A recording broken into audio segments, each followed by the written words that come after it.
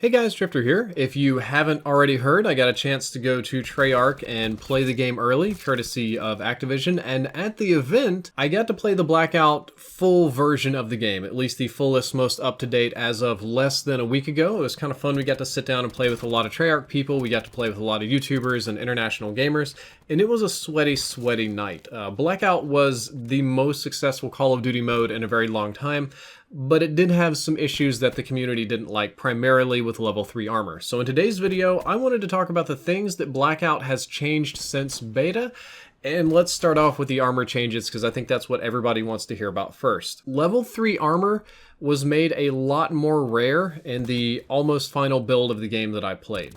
When I was playing the game, I only found it in mystery box or in crates that were dropped from airplanes, and we didn't find it in every mystery box. It was kind of hit or miss in the boxes, but it was pretty common in the crates, the supply drops that would drop from airplanes, and I never once saw level 3 armor on the ground.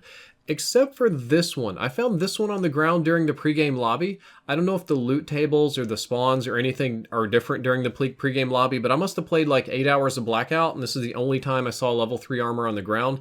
So overall, you should expect to see a lot less level 3 armor when you're playing this game, and a lot more level 2 and level 1.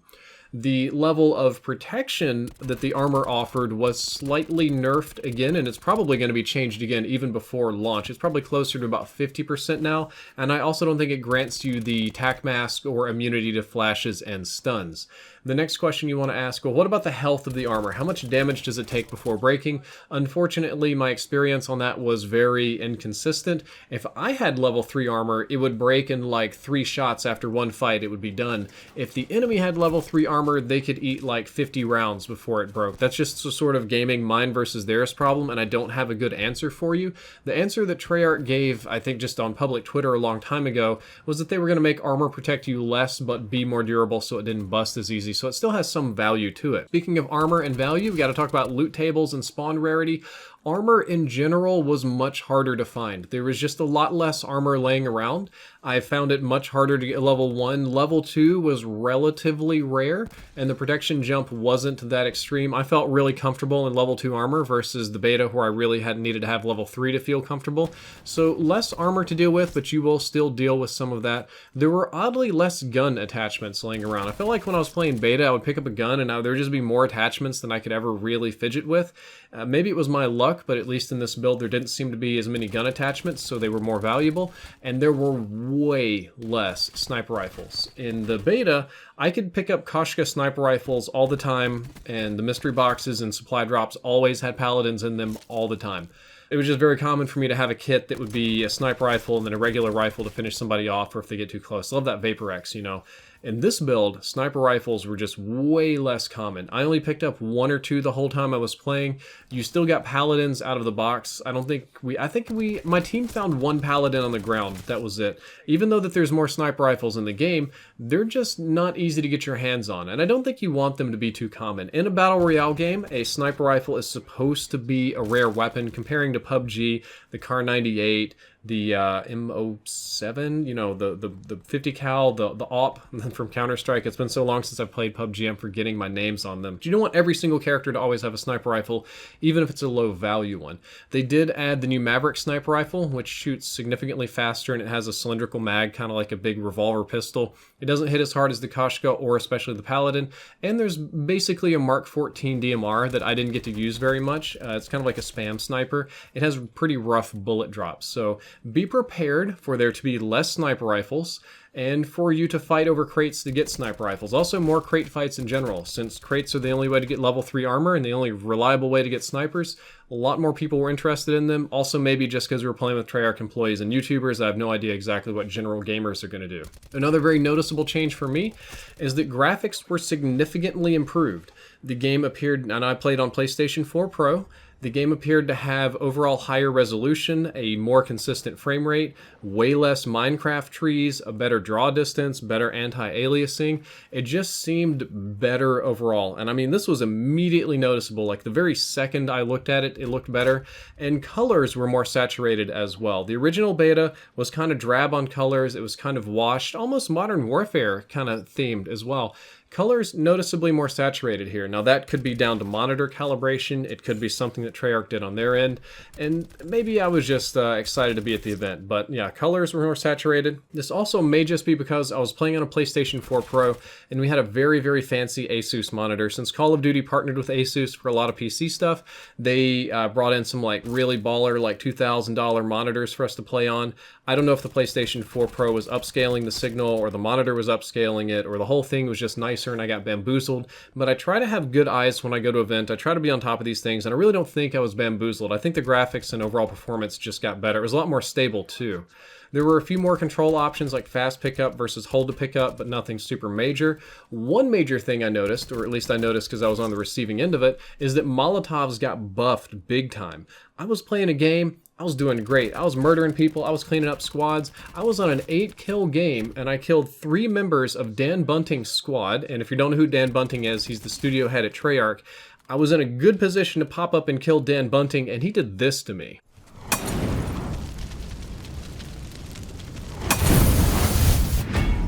Squad destroyed by hostile action. MTC suspended. I had 149 health. That Molotov wrecked me before I even had a chance to get out of the fire. I reacted immediately. I tried to run out of the fire and get like some better position and kind of like throw down some sort of equipment I had to hold so I could heal before the next fight. No chance. I just got dead immediately. Maybe it was because he got a direct hit with the grenade. Maybe it was because I was prone and it touched more of my body. I don't know, but I got shreked and sent back to my swamp. Another small change is that bullets have slightly bigger and more visible trace rounds. I'm very happy about this because I asked for it specifically in my Blackout criticism video, and I got exactly what I wanted. The bullets are a little bit more visible to you and a little bit more visible to the enemies, unless of course you're running a suppressor, then they'll be like non-visible, subsonic, whatevers. This makes it much easier for you to see how your shots are arcing and how they are performing at long range. This is across snipers and a board, so I think it's a very, very good change. Finally, we have some new weapons added to Blackout, some of which you may have already seen in the gameplay. I'm recording the commentary before we do the gameplay. The additional weapons do allow for a viable pistol, that being the B23R. I think it has a new name now, but it is literally the Raffica from MW3, the good old like Black Ops 2 B23R. It's the B23R pistol. That little 3-round monster is back.